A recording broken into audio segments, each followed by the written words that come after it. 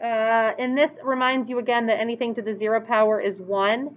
So it just says graph the parent exponential growth functions and then graph the parent exponential decay functions. A growth function just goes in this direction. It's growing. It doesn't matter if the base is 2, 3, 4, 5. They're just numbers that are bigger than 1. And then down here, decay goes in this direction, and those are fractions that are less than 1. 1/2, 1/3, 1/4, 1/5.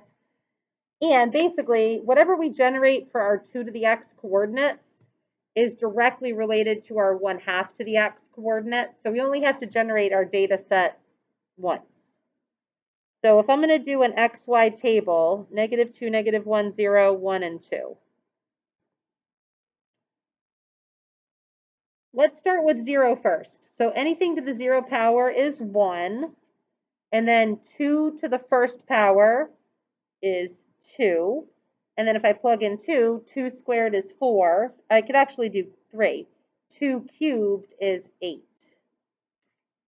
And then going backwards, if I want to go to the negative first power, I'm just taking the reciprocal 1/2. And if I do the negative second power, I get the reciprocal 1/4. So the 2 and the 1/2 match with each other, and the 4 and the 1/4 match with each other because they're reciprocals. And so to me, that's the parent function. It always goes through 0, 1. And then the steepness depends on what the base is. This had a base of 2. This has a base of 3. So 1, 2, 2, 4, 3, 8, 1/2, 1/4. So that's the exponential growth function for 2 to the x based on that set of points.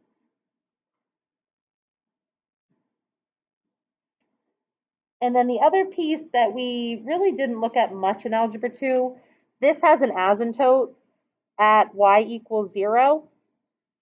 And since we've looked at asymptotes in rational functions, you're going to be responsible for this asymptote now in pre-calculus. As this fraction gets smaller and smaller, like 1/8, 1/16, 1/32, it gets closer and closer to 0, but your fraction will never equal 0 because you have a 1 in the numerator.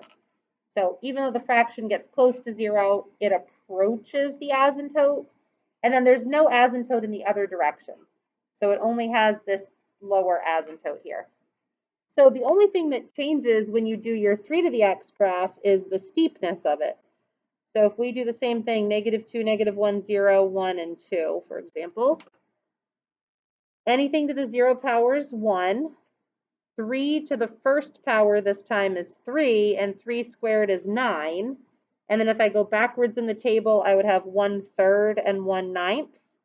So it's still going to go through 0, 1, but the steepness happens a lot faster. So if bacteria is doubling or tripling or quadrupling, it's a more drastic growth. So this is 1, 3. I'm already at 2, 9. On this graph, I was over here until I went 3, 8. So this is a much steeper curve, and it was just changed by a base of 1. Same y-intercept, same horizontal asymptote, y equals 0.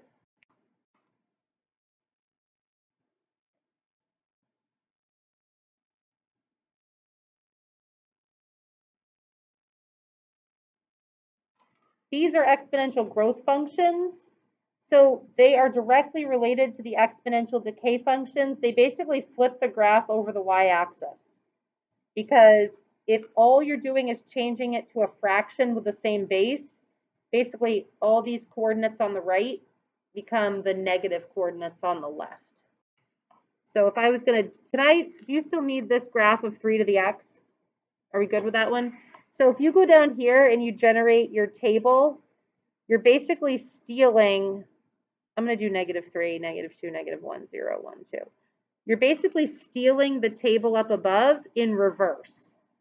It's still 0, 1, but now if the base is 1/2 and I raise it to the first power, 1 gets 1, 1/2, And if I'm squaring a half, I'm at 1/4.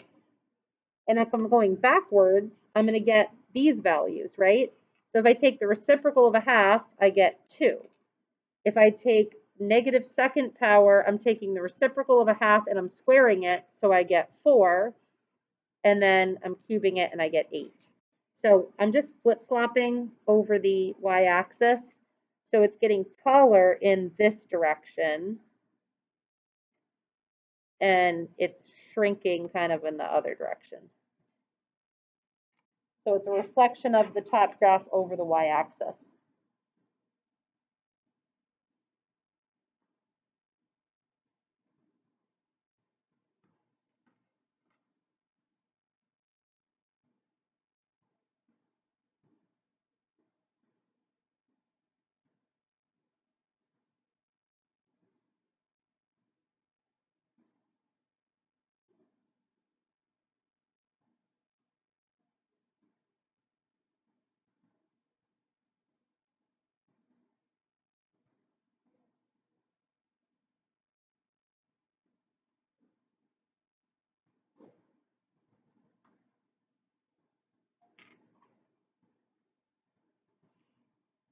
So when I do 1/3, I can really just steal this set of points for down here. I know it's going to go through 0, 1, 1, 3, and 2, 9. I'm just going on the other side of the y-axis, and then it's going to come down to those fractions on the other side. And these both have y equals 0 as an asymptote. So they all have the same y-intercept, they all have the same asymptote, they just curve in a different direction.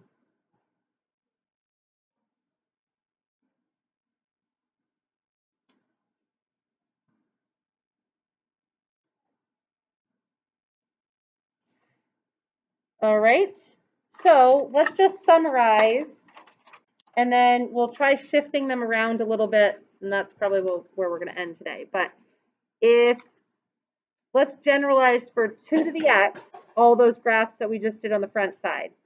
What was the domain and range, the y-intercept? Would 2 to the x be increasing or decreasing? What's the horizontal asymptote? Is it discrete or continuous? That might be a new word for you. And what does it look like? So 2 to the x, I'm going to start actually with the graph. That's what it looked like. Discrete means it's a set of points, and continuous means I don't have to lift my pencil. So I don't have to lift my pencil, so it's continuous. The horizontal asymptote was at y equals 0. It's called exponential growth, so it's increasing as I go from left to right. We already said the y-intercept is always anything to the power of 0 will give me 1. So the y-intercept is always 0, 1.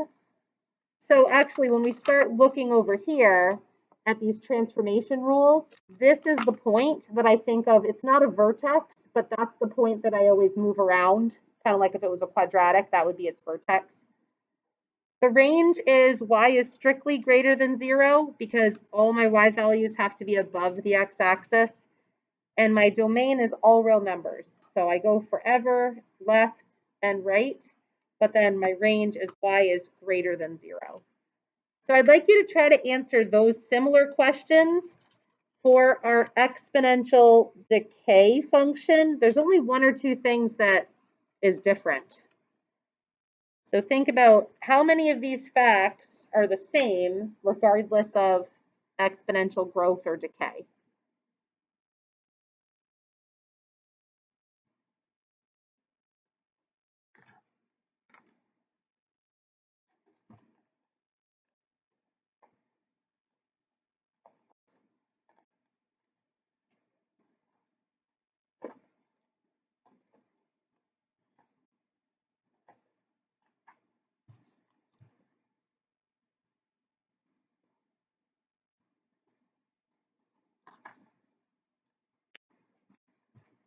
So we should have said it's continuous, it still has the same asymptote, it is decreasing instead of increasing, and then all these other pieces are the same, all real numbers, y is greater than 0, 0, 1. So an exponential function kind of has this set of characteristics. And it says, do any of the facts change if we change our a, which is our base, to 4, 8, 100, or a half, or a fifth? What happens if I change that leading number, like 3 to the x, 8 to the x, 1/5 to the x? Is any of these facts going to change? What would change about the graph? Just its. If it was 8 to the x, what's going to change about it? So the only thing that will change is the steepness of the curve. So A affects the steepness of the curve. And then here's kind of a review of the transformation rules. So if you have this B value that you're adding to the function, that's going to move the graph vertically up or down. The C value is going to move the graph horizontally right or left.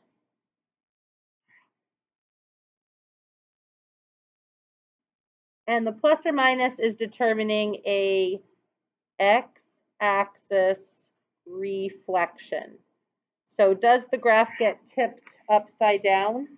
And actually, I should put that vertically, it'll go up when it's positive, down when it's negative, and then opposite, right when it's negative, and left when it's positive. And we're going to practice those transformations on the next page. So you're going to be shifting this graph of an exponential function around. You can evaluate exponential equations. You can do a regression equation. So we're trying to reframe exponential functions because we really need them to learn about log functions. So we're trying to get this kind of recall of skills so that when we learn about logs, we've got all this stuff in our memory bank from Algebra 2. Not all Algebra 2s did transformation graphing, but that was the goal. So these are pretty quick. This is our last thing for today. So these are like one-step transformation rules of that parent function. So let's do the first one together. If I have to go x plus 3, how does that change my graph? Which direction? It's actually left. So because this is with the x values are getting shifted left. Remember with quadratics, vertex form, it's opposite when it's in the parentheses. So what I always do is I put a few points of my parent function. So I can shift those 3 points. So this is the point 0, 1, 1, 2, and -1, 1/2. If I take those 3 points, I'm just going to shift all those points left 3. So 1, 2, 3, 1, uh-oh, I did it wrong. 1, 2, 3, shouldn't have used pen. So there's my transformation. This shouldn't be there. And then I still have my asymptote at y equals 0. Sometimes your asymptote will move if you move up or down. So I just shifted my points left 3. To me, that's easier if you have kind of your 3 key points, because then if it's a 5 to the x graph, you just go over 1 and up 5, right? It's steeper that way. So if you just kind of do those 3 graphs near the origin and shift them. So see if you can do the parent function on each of the graphs and do that like 1-step or 2-step transformations pretty quickly, and then we can check our answers. All right, I'm putting these answers up so I can finish this. This should be up 3, 1, 2, 3, 2, 3, 1, 2, 3, 1, 2, 3, right? So my asymptote is at y equals 3. So everything has shifted up 3 units, including the asymptote. So our intercept is at 4 because our intercept used to be at 1. Our asymptote was at 0. Now our asymptote is at 3. This one, we should have just flipped it upside down. So flip that upside down, and now it looks like this, but the asymptote is still at y equals 0. And then the last one has kind of two transformations. It gets flipped this way over the y-axis because it's really a 1/2 to the x graph. That's what 2 to the negative x means. And it's shifting down 4. 2, 3, 4. So you should have your asymptote at -4, and then your graph is going in this other direction. Is that kind of like what you got? So I'm shifting down 4 and reflecting it over the y-axis because it's really like 1/2 to the x because it's reciprocal.